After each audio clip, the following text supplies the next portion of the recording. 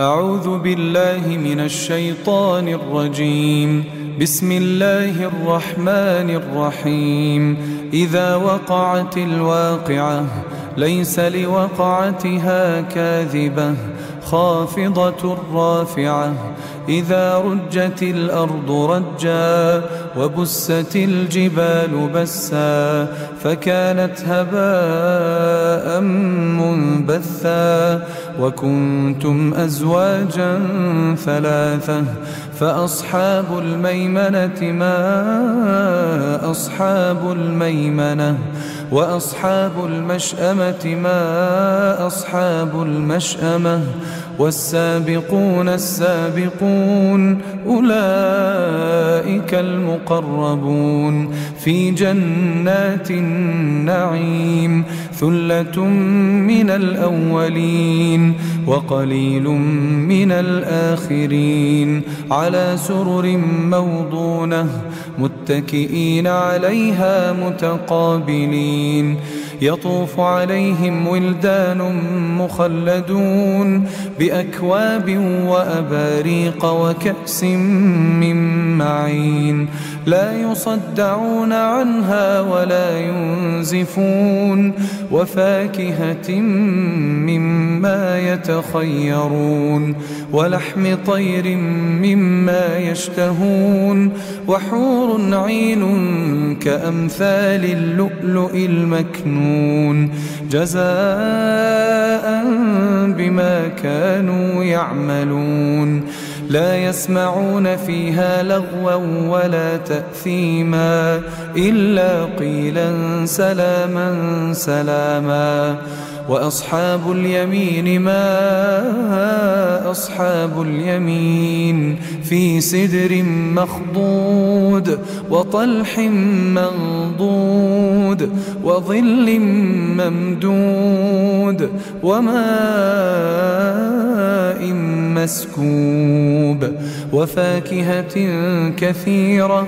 لا مقطوعة ولا ممنوعة وفرش مرفوعة إنا أنشأناهن إنشاء فجعلناهن أبكارا عربا أترابا لأصحاب اليمين ثلة من الأولين وثلة من الآخرين. وأصحاب الشمال ما أصحاب الشمال في سموم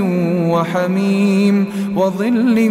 من يحموم لا بارد ولا كريم إنهم كانوا قبل ذلك مترفين وكانوا يصرون على الحنث العظيم وكانوا يقولون أئذا متنا وكنا ترابا وعظاما أئنا لمبعوثون أو آباؤنا الأولون قل إن الأولين والآخرين لمجموعون إلى ميقات يوم معلوم ثم إنكم أيها الضالون المكذبون لآكلون من شجر من زقوم فمالئون منها البطون فشاربون عليه من الحميم فشاربون شرب الهيم هذا نزلهم يوم الدين نحن خلقناكم فلولا تصدقون أفرأيتم ما تمنون أأنتم تخلقونه أم نحن الخالقون نحن قدرنا بينكم الموت وما نحن بمسبوقين على أن نبدل أمثالكم وننشئكم فيما لا تعلمون ولقد علمتم النشأة الأولى فلولا تذكرون أفرأيتم ما تحرثون أأنتم تزرعونه أم نحن الزارعون لو نشاء لجعلناه حطاما فظلتم تفكهون إنا لمغرمون بل نحن محرومون أفرأيتم الماء الذي تشربون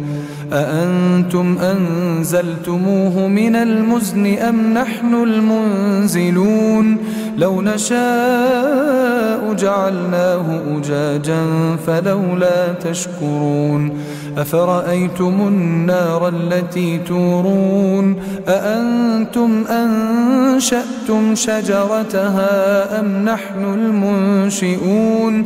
نحن جعلناها تذكرة ومتاعا للمقوين فسبح باسم ربك العظيم فلا أقسم بمواقع النجوم وإنه لقسم لو تعلمون عظيم إنه لقرآن كريم في كتاب مكنون لا يمسه إلا المطهرون تنزيل من رب العالمين أفبهذا الحديث أنتم مدهنون وتجعلون رزقكم أنكم تكذبون فلولا إذا بلغت الحلقوم وأنتم حينئذ تنظرون ونحن أقرب إليه منكم ولكن لا تبصرون فلولا إن كنتم غير مدينين ترجعونها إن كنتم صادقين فأما إن كان من المقربين فروح وريحان وجنة نعيم وأما إن كان من أصحاب اليمين فسلام لك من أصحاب اليمين وأما إن كان من المكذبين الضالين فنزل من حميم وتصلية جحيم إن هذا لهو حق اليقين فسبح باسم ربك العظيم.